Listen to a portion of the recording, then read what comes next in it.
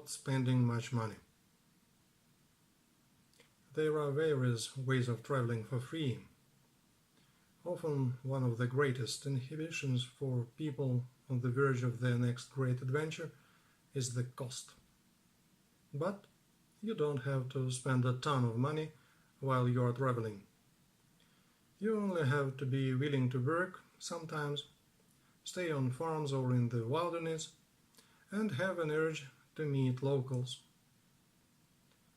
Slow down and really experience the cultures surrounding you. Contrary to what you might believe, it's actually easier to save money the longer you stay. So pack your backpack, throw your ledger away, and begin the process of planning your free or dirt cheap trip abroad. The first method to travel cheap is staying for free or cheaply. Step 1. Consider looking for ways to stay at places for free or next to nothing. Hostels are a very cheap way to stay, and you get to meet people from all over the world. Then there are services such as couch surfing, which let you bunk down at someone else's house for free. Finally, you might work a little on a worthwhile project, getting somewhere free to stay at the same time. Step 2. Give couchsurfing a go. Go to couchsurfing.org and check it out. The idea is that people everywhere in the world offer to host you in their homes for free, meals not included, for a set number of days. Anyone from anywhere can sign up to be verified, which simply means that they send you a postcard with a serial number, which you enter into the website to become verified. The verification is also subject to peer reviews. Basically, the idea is that you leave a comment rating the person after you stay with them. The reviews are completely transparent, and the couch surfers have no control over whether they appear on their profiles or not. To stay somewhere, send a request to a host wherever you would like to go. Together you decide if it is the right fit and for how many days you will stay with them. Since the verification process is not very strict, be aware that you could run into problems, but use your intuition, read the reviews, and steer clear of people who have not yet been reviewed. Note also that there are groups on the site as well, which might be a great way to meet people traveling. Step 3. Try Airbnb. This is not free, but the verification process is stricter, and you can get some very good deals with this service by searching carefully at the low end of the prices offered. Usually you'll get a single room or a pull-out sofa, often with a shared bathroom, at the low end of the price range. Once again, read the reviews to discern trustworthiness. Be aware that the company running the site takes the service free, which is non-refundable. Step 4. Work abroad. There are many possible opportunities to do volunteer work that makes difference. One such group is Worldwide Opportunities on Organic Farms. This group is a great way to connect with people in their own towns and learn a lot while you are doing it. It's a non-profit organization that connects travelers willing to work on farms with farmers in hundreds of countries across the globe. Pay a small fee, usually per country. This will give you access to the contact information of hundreds of farms in any given country. Be prepared to work. The deal is that you work for them. You negotiate with the farms how many hours per day or days per week, and they feed you and give you a place to stay. This is all done with the intention of teaching and learning techniques involved with organic farming. However, this is not always the case. Somebody may view this as soliciting free work, but it does give you a chance to meet people from all over the globe. You may be working on a construction or something else, but you will also be given a direct backstage pass into the lives and the cultures of the locals. If you aren't picky about accommodations or food, dietary restrictions are negotiable, you can live and work with locals for free. Just make sure you know what you are getting into. Step 5. Link up with friends or long-lost family members. Although you haven't met these people, by having a trusted person vouch for you, it may be possible to stay with people you don't yet know in different parts of the world. You might even score yourself a new friend or make new family connections by doing this. Ask friends and family if they know people they'd be happy to ask on your behalf about the possibility of staying. However, don't be pushy.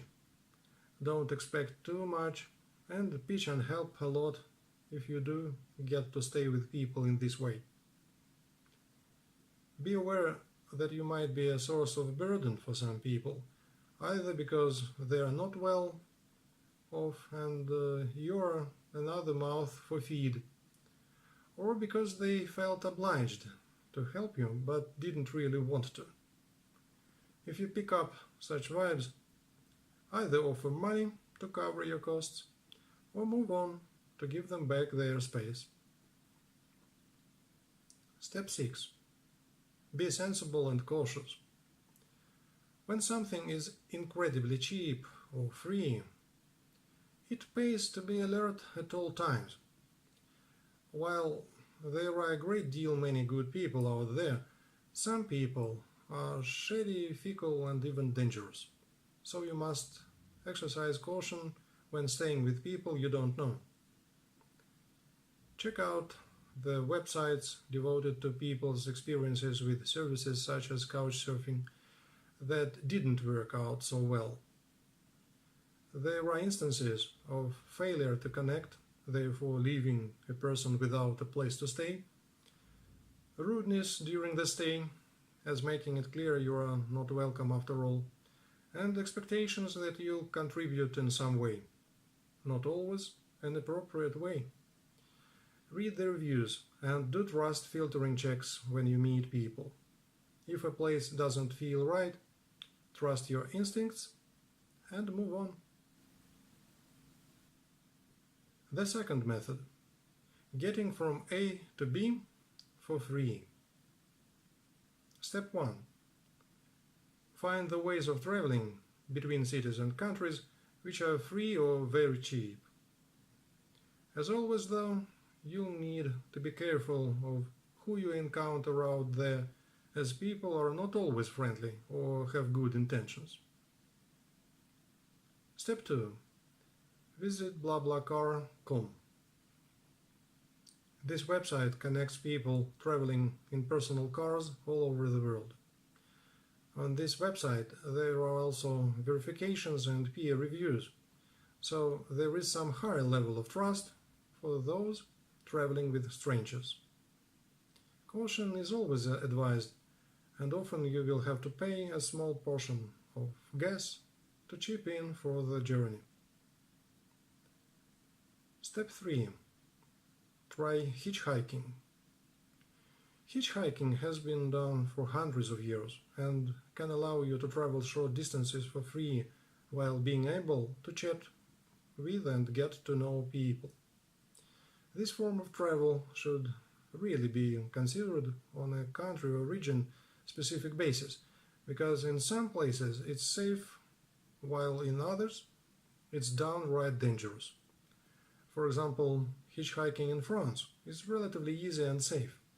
However, in some countries you should not even consider it, especially if you are a female and traveling alone.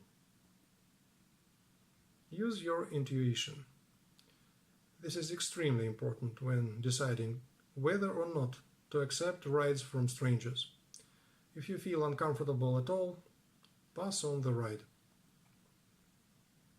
One great tip is to ask them where they are going first, before you divulge your destination.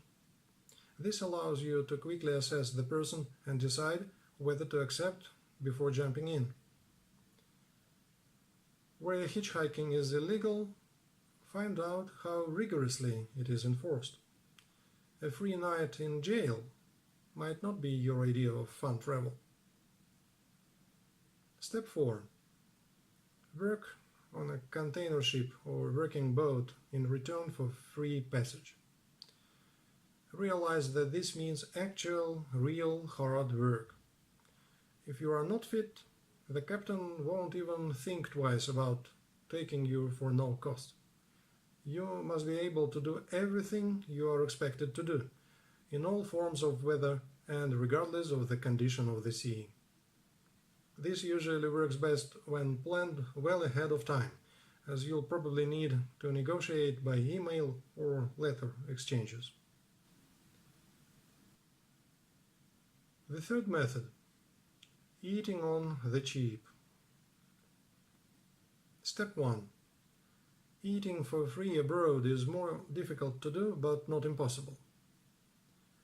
Often it's about summoning up the courage to simply ask for free food. It can seem awkward, but people are generally very generous, especially family-owned businesses. Large chains will most likely not help you out. Go to a family-owned restaurant and cafes at the end of the day. Ask if they are going to throw any food out. Sometimes you can score some great meals that would have gone to waste. Small grocery stores or family-owned markets will have products that are recently expired or are about to expire. Just asking for those products may feel weird at first, but once you get the hang of it, you will be surprised by the results. You can get all kinds of products that are still good despite their expiration dates. Outdoor markets and fairs often have surpluses of products. If the item is especially perishable, like tomatoes or strawberries, they may be willing to give you some for free or for a greatly discounted price. It helps if you go right as the fair is closing down for the day, as this is generally when people are packing up and wanting to get rid of extra unsold product. It can help to explain that you are traveling the world without any money or on the cheap. A background story that is fascinating can be a real benefit. Make it a good tale though, or you won't get your supper. The fourth method: working as needed. Step 1. Work when you need to. A useful way to support yourself while you're abroad is to find a job to offset any unavoidable costs.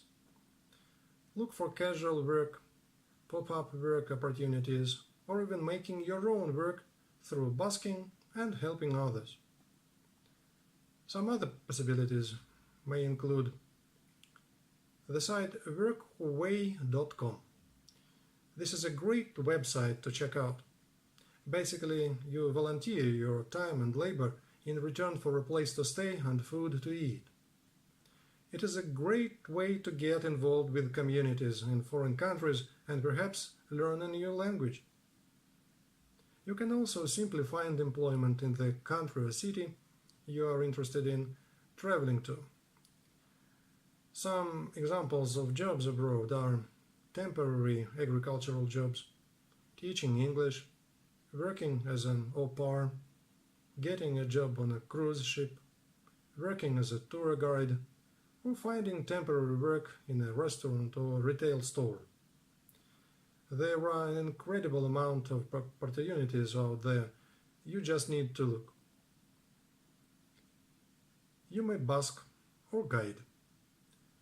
Do an act if you are good at something, or offer to take walking tours if you know an area well enough, as well as its history. You can also try fun things, such as offering to be someone's butler for a day. The fifth method: not spending. Step 1. Keep your budget reined in by spending on the basics and nothing else. This means not buying a lot of things that tourists are traditionally known for buying. And you are a traveler, not a tourist, remember? Such as guided tours, souvenirs, overpriced boat trips, must-do sites and eateries, expensive meals, top-end hotels, and so forth. It can help to realize that you are not missing out on anything by eschewing these things. In fact, you are more likely to get to know the real place by not hauling yourself away in a posh hotel and eating at the finest restaurants. Step 2. Use some of the following ways to keep your spending right down. Forgo the souvenirs. You do not need all those mementos. Think of ones you've purchased in the past and how much dust is accumulating on them, or how they are already long forgotten at the back of the drawer. If you want to help a local culture, donate your time, your teaching, your knowledge, or small amounts of money instead. Eat everything if breakfast is included. Fill up at the beginning of the day when your energy needs are the greatest, at someone else's expense.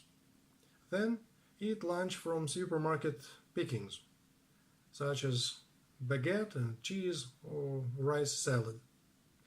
For the evenings, hunt out vegetarian places. Many of these will have decent feeds for small prices. Walk as much as you can. Provided you know an area is safe, you can find out a great deal by walking through it and observing everything. Be really choosy about sites you must pay to see or enter. Only go to those ones that are truly meaningful to you, rather than checking off every must-see in the guidebook. If it doesn't resonate with you, it's not worth outlaying the money. Find as many free activities as you can. Think as the locals do and flock to the free things they are doing, such as fairs, festivals in parks, watching street theater, and simply hanging about watching people. Check local newspapers for free events thrown for the locals. Forgo meals if they cost extra on any form of transportation. Take your own food from the supermarket. This does mean being organized ahead of time, but pre-planning is an essential part of budget travel anyway. Conclusions. Read books written by people who have traveled the world for free. There are a few in publication from recent times, and you'll get some great ideas from their experiences. Carry as little as possible. This frees you up from having to have others transfer your stuff, and it also keeps you mindful about not adding more things to your bags. The freedom you gain from not carrying a lot will be very rewarding in itself and opens up opportunities to hitch lifts, walk, enter places, etc., where a larger bag might be a burden. Take digital photos of things you would like to buy, but can't lug around or can't afford at the time. When you get back home, order them from a website. Almost everything, even local handicrafts, can be found from some enterprising person online nowadays. It is often harder for a woman to travel the world for free or on the cheap because of people's assumptions about women traveling alone. Be extremely wary of the assumptions others make. You might be the most liberated and enlightened person in the world, but you don't live in a world that thinks that way everywhere yet. While many people are good and caring, there will always be those who seek to profit from you in some way, or mean you harm when you want something for nothing. Be aware that many people will expect something in return. Others may think that you are being a pest or a troublemaker and may report you or treat you badly. You must have your wits about you at all times and have backup plans for the times when your free or cheap traveling situations don't turn out.